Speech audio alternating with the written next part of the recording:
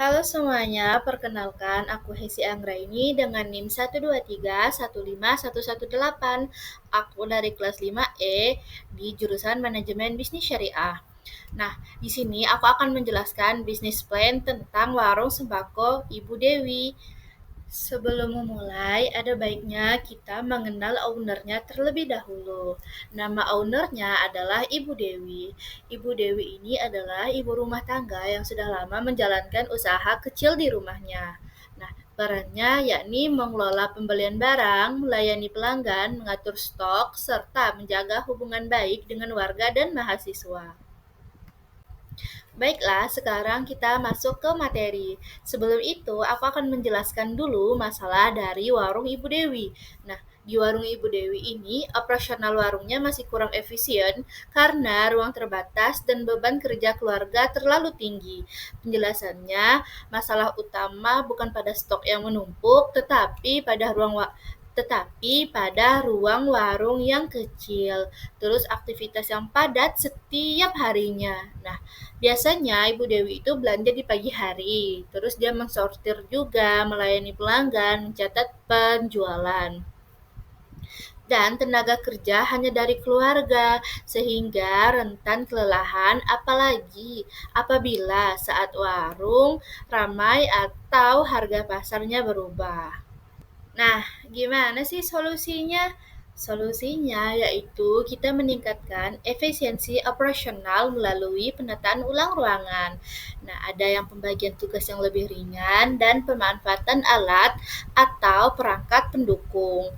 Contohnya kayak penjelasan ini, dengan memperbaiki penataan ruang, terus mengatur jadwal kerja, keluarga, dan memaksimalkan CCTV, freezer, dan rutinitas belanja harian, operasional jadi lebih ringan dan tidak membebani satu orang saja. Selanjutnya kita masuk ke bagian visi dan misi. Nah, visinya yakni menjadi warung sembako terpercaya dan terlengkap di lingkungan sekitaran kampus. Misinya yaitu menyediakan produk yang lengkap dan berkualitas setiap harinya, menjaga harga tetap terjangkau untuk mahasiswa dan warga, terus memberikan pelayanan yang ramah dan cepat, serta melakukan penataan stok yang rapi agar pembeli mudah mencari barang. Selanjutnya kita masuk ke analisis produk.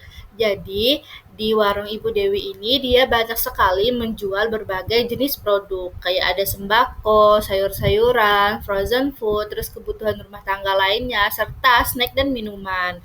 Nah, di karakteristik produknya itu biasanya produknya itu cepat sekali laku, terus harganya juga terjangkau, terus stoknya lengkap dan selalu tersedia, kualitasnya juga terjaga, kayak sayurannya fresh, frozennya juga disimpan di freezer, dan sangat dibutuhkan sehari-hari. Nah, kelebihan ini jika dibandingkan dengan kompetitor, dia itu sayuran dan stoknya itu selalu fresh setiap harinya karena biasanya Ibu Dewi itu sering membeli karena biasanya Ibu Dewi itu membelinya setiap hari gitu. Terus semua kebutuhannya itu lengkap dalam satu warung dan punya empat freezer, dan harganya juga lebih murah dari minimarket biasanya. Nah, di sini teman-teman akan melihat analisis SWOT serta bisnis modal kanvas. Saya tunjukin ya semuanya, jadi teman-teman bisa baca sendiri.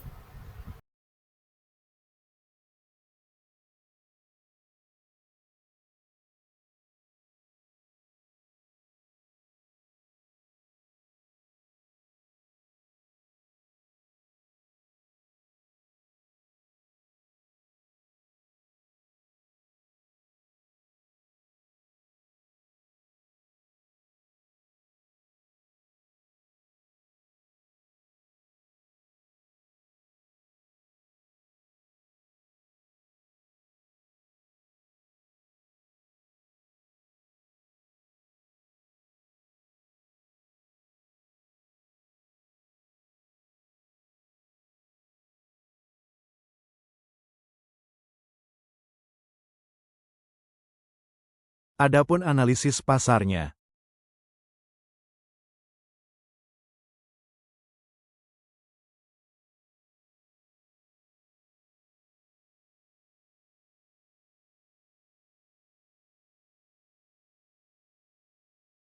Sekarang kita masuk ke analisis sumber daya manusia. Nah, di struktur organisasinya ini tentunya pemiliknya adalah Ibu Dewi sendiri. Terus bagian pembeliannya itu ada suaminya, bagian penjualan dan kasir itu ada anak-anaknya, dan bagian operasional dan pelayanan itu ada ibu dari si pemilik. Nah, sebenarnya ini semua mereka lakukan secara bersama-sama gitu. Cuman terkadang berbagi waktu. Terus ada kelebihan sumber daya manusianya itu tidak perlu gaji karyawan karena sudah di-backup oleh keluarganya sendiri. Dan terus ada komunikasi dan kerjasama yang kuat. Terus waktu kerjanya itu lebih fleksibel serta tingkat kepercayaannya itu lebih tinggi. Kekurangannya, tentunya beban kerja tinggi ini sangat ramai, terus ketergantungan pada keluarga, serta resiko kelelahan. Kita akan masuk ke bagian analisis keuangan. Di analisis keuangan ini terdapat 5 poin. Nah, yang pertama ada investasi awal. Di investasi awal ini ada 2. Yang pertama ada modal tetap, ada modal stok awal. Nah, sekarang yang kedua adalah biaya operasional bulanan. Ketiga itu ada HPP, harga pokok penjualan. Keempat ada break even point atau BEP. Dan yang terakhir ada laporan laba atau rugi. Nah, tentunya kesimpulannya adalah keuangan warung sangat sehat. Laba bersihnya 50% dari omset dan BEP hanya 1 bulan, sehingga usahanya sangat layak dan berpotensi berkembang.